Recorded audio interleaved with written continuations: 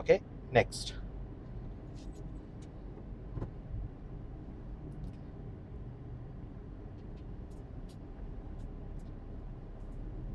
இப்போ ஃப்ரண்ட்டில் உங்களால் எல்லாத்தையும் ஃபேஸ் பண்ண முடியுமான்னு பாருங்கள்.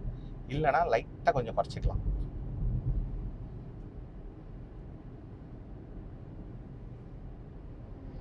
ஹாரன் ஒரு முறை.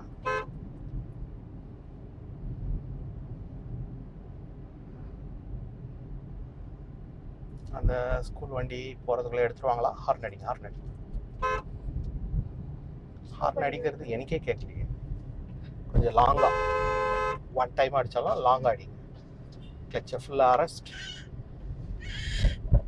இப்போ கியரை 3க்கு குறைச்சிடும்.